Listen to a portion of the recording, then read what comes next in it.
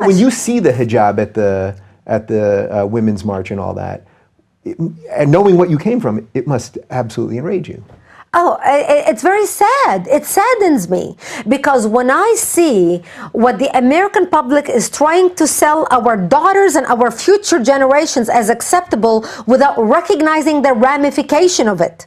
Because Americans are not seeing the ramification. When you start seeing hijab popping into a community, that's a sign of radicalization. That's not a sign of progressiveness. It's a sign of going backward. That's actually the first sign of a radicalization of a community, because that means they're becoming more devout, more following the Quran to the letter, oppressing women. A woman in a hijab means you are shameful to look at, you are dirty to look at, therefore you need to be covered because you are a walking sin.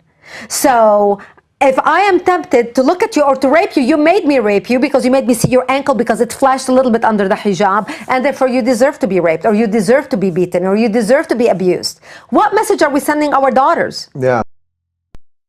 According to Islam, the God recommended hijab for those women who are modest and pious at heart, so that the people in the society know them as modest and pious. Hijab is a sign of modesty and piousness, which dictates that women with hijab do not enjoy displaying their beauty to all, and they do not want to be known to all as hot and sexy. They are not open for flirting or asking out for a date. Their beauty, charm, appealingness, etc. are preserved for their selected special one.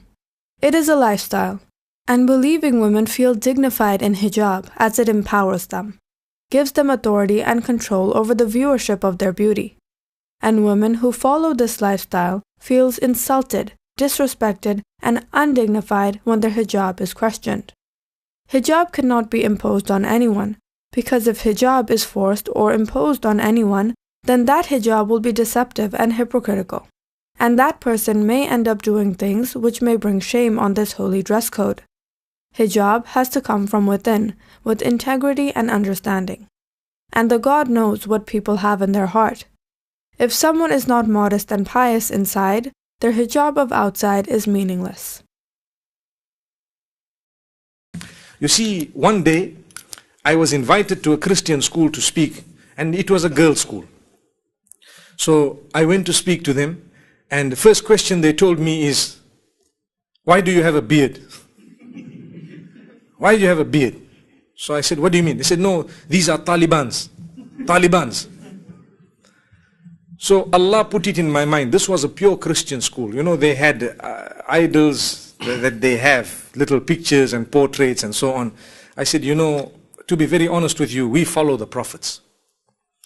And you know, I don't want to use the Prophet Muhammad's example because you don't believe in him. We are talking now to Christians. But I want to tell you, when I walk in the streets of Harare, Harare is the capital of Zimbabwe, where I come from. When I walk in the streets of Harare, the small boys, they say, "Jesu." You know what is Jesu? Jesus. Says, "There is Jesus walking." But when they see your priest, they don't say that. Are you following what I'm saying? When they see your priest, they don't say, "There is Jesus walking." I say, but why? The reason is, we follow Jesus as well. I did not see Jesus without a beard. Anyway, I saw him with robe, and you drew the picture. I don't even believe that that is the proper picture, because we are not allowed to make those pictures. But you drew the picture. According to your picture, I have got a beard. I look closer to him than any one of you. So they were quiet. So one other girl thought she was clever. So she said, "But what about your women? Why are they also covered? You cover them." You know, this question comes up all the time. So I said, "Because we follow the Mother Mary." Finished. Closed. Topic closed. Topic closed. Our women are closer dressed to what Christianity teaches than the Christians themselves. We are purer in Christianity than the Christians themselves, because look at the dress code, look at the morals, look at the conducts, look at how strictly we follow the 10 commandments, look at how we would like to, you know, stop certain things from happening and so on. And every little while they find it creeping in. The church sometimes will allow homosexuality, they will allow, it changes. They change it in order to get more people to follow. With us, even if no one is following, the deen will remain. And still there will be people who will follow. So let us remember, when you want to think of answers and when you have discussed, you will have the answers. Now, to cover yourself, how can that be oppression? Because today I am covered. If in 50 years from now, they might tell the men that if you don't move with shorts, you are oppressed. Then what are we going to do? All of us are going to move in shorts. Allahu Akbar. Can you imagine myself and everyone else here sitting here in shorts, one short only like this? They say, no, if you don't wear shorts, you are oppressed. So the sisters who are seated here, some of them are fully covered, some of them have their faces open. Nobody has forced them to do that. It is their own will. They are Muslim, they are surrendering to Allah. So we believe that in the same way, you see, sometimes people say it is oppression to cover. Why are you covering? I have had questions regarding my own family where people say, why do you force your family to cover? And I tell them, you ask them. Did I force them? I didn't force them. No, it's oppression. So I am oppressed. You know, yesterday I was in Colombo. And I gave this example and I want to give it to you. It's a very good example. I was one day sitting in the aircraft a few years ago. There was a man who sat next to me. And he looked at me. He doesn't know me. He doesn't know anything about me. And he told me, you people oppress your women. To start with, no hello, no how are you, no good morning, nothing. You people oppress your women. So I looked at him and I said, Ya Allah, what should I tell this man? He wants to fight. You see, he wants to fight. He wants to argue and debate. So I can't talk to him on normal terms because he didn't talk to me on normal terms. So he was with his wallet looking at something. You know the wallet where the money is? He was looking at something. So I looked at him, I said, you are oppressing your money. He told me, what do you mean? I said, the same thing you mean that we oppress our women. So he said, why? I said, because you are covering your money. Your money is covered. Everything is covered inside there. Can you see? He said, no, but this is because it's money. It's valuable. I said, our women are also valuable. They are valuable. So sometimes when you talk to someone who is foolish, you need to give them a foolish answer also. Foolish. They don't understand. Then he was quiet. He just did, and he was quiet. There was no other answer. So the thing is, we believe, and you know, if you study, you will find today divorce is very high across the globe. And today problems have increased, marital problem. Today people are interested, may Allah protect us. We are in a Muslim country, we are happy and we thank Allah. But some other places in the world, men are interested in men and women are interested in women. You know what I'm talking about. Now in some countries, some of the most developed countries, I was reading an article recently, there are some people fighting. Listen to how people are taking not only religion away from us, but they are taking our brain away from us. There are some people in developed countries who are fighting to say we are free to marry our dogs. Wallahi. Wallahi. They are saying, why is it, if a man is free to marry a man, why can't a man and a woman be free to marry the dog? What is wrong? We are free. Do what you want. They are fighting it. That is how the issue of homosexuality started many, many years ago, in the same way, where people said we are free, until they convinced some people that we are free and they started. So now they started the other ball rolling, very soon they will allow it. Astaghfirullah, may Allah protect us. So if you take a look at the Islamic ruling of covering, when there are women all over who are not covered, you have some, they might be more beautiful than others, and you have some, you know, maybe their character is not good, and so they're all different types. Like if you have a motor vehicle, say for example you have your motorbike. I notice, mashallah, here most people have motorbike. When you buy a motorbike and you are riding it, you are very happy because it's brand new, isn't it? But after some time you saw another motorbike, you say, oh, that one is better, I will get that one inshallah. And then you continue, after some time you change your motorbike, you get a better motorbike because you saw it. If you did not see that other motorbike, forever you were going to believe yours is the best. Wallahi. Look, you have a phone. If you have iPhone 4S, it's the latest, isn't it? So if you have iPhone 4S, you are very happy, you are excited, you keep in your pocket, you know, you talk. There is something called Siri, you talk and you see and how it works and everything. You are very excited. But when you see iPhone 5, you say, oh, now mine is not latest. But if you did not see iPhone 5, up to when you die, your iPhone 4S is the best. Do you agree with me? Yeah. There you are. So Islam says, your wife, when you got married, you are so happy, she's your bride, you had big function, you had such a nice place, father of the bride came, you came, everyone came. So when she is yours, you lower your gaze, you did not see another model. So you are very happy until the day you die, you think this is your best, finished. Subhanallah. But when you are looking here, looking there, and they are exposed, someone shows you hand, someone shows you leg, what happens? Your model, now you are not happy anymore. So divorce, I want another one. You see?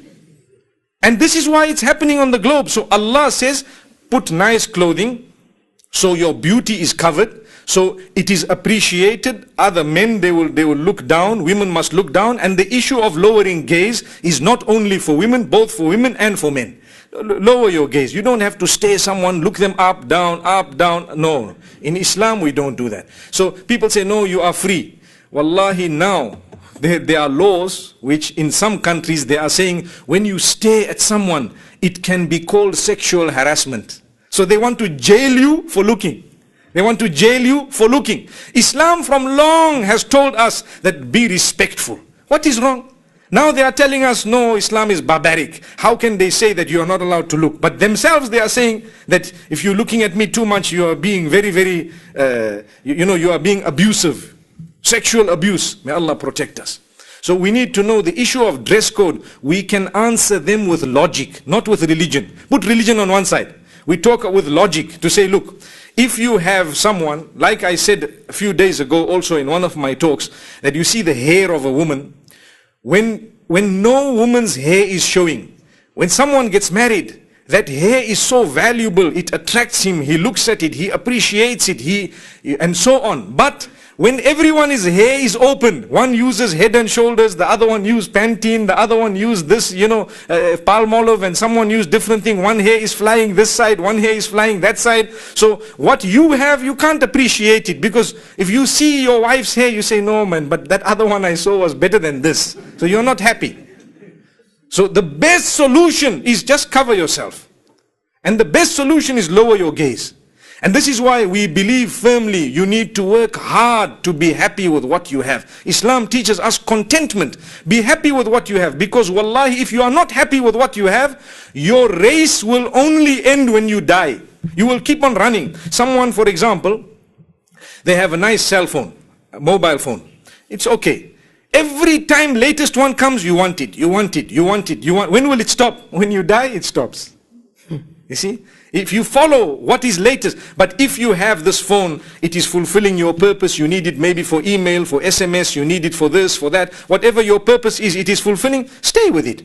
When you need to change, because it is something material, when you need to change it for some reason, if you can afford it, then you change. Many people, they live beyond their financial means. Why? Because they want to follow what they see in the television. Oh, I need that phone. If there were no adverts today, we would all be very happy, more happy than what we are. Because an advert, what does it do to you? It shows you something which you don't have in such a way that you want it. So sometimes your money you are saving to buy a house, but instead of buying your house, you saw something else, you took some money from there and bought it, but that was not necessary. Why? You saw the advert. Better you didn't see the adverts. Allahu Akbar. So I hope I have explained the issue of the dress code of women from a logical point of view, to say when something is covered, even from a more logical point of view, it is more respectful. I tell you, if there are two sisters walking down the street, one has a miniskirt and showing the chest and showing her hair, and here is short blouse, and the other one is fully covered. Young boys, who are they going to whistle at? Who are they going to do that to? They will trouble. Hey, they will come, hoot, make noise. With who? This one or that one? The one who is not dressed properly. One who is dressed properly, they won't try it, all that tricks. So all the people, they are either my sister, my daughter, my wife, or my mother. Your sister, your daughter, your wife, or your mother, or someone related to you. So in the same way, you don't want someone to play and tamper with your sister, your wife, your mother, and so on. You would not like also to do the same with somebody else's sister, or wife, or daughter, or mother. Very important for us to know. Like I said, there are rules. What you like for yourself, you don't bump into somebody else. I want to do to someone else, but I don't want them to do to my family. How? We ask Allah subhanahu wa ta'ala to grant us protection. This issue of, women wearing jeans and t-shirts and so on, and taking out showing their hair, it only started a few decades ago. Before that, in the whole world, it was not there. The Victorian era in Europe, the women used to wear long dresses. Right now, 1950s. Long dresses to the bottom, never showing their legs. They're not even showing part of their legs. And they used to wear a big hat like this with a net. The hat used to have a net around it. They used to wear that up to recently. And only now, a few decades, it started. So we still want to preserve our way. And we ask Allah subhanahu wa ta'ala to grant us goodness. We don't trample on other people's feet, and we hope that they don't trample on our feet in the same way that the secular world considers it oppression. Yes, the secular world considers it oppression. To force someone to wear hijab, we say it is oppression to force someone to remove hijab. Same thing. So we ask Allah subhanahu wa ta'ala to open our doors. With this I end saying, Jazakumullahu khaira wa assalamu alaikum wa rahmatullahi wa barakatuh. Like, share, and subscribe to create awareness. We are also available on Facebook, Google+, Twitter, and Pal Talk.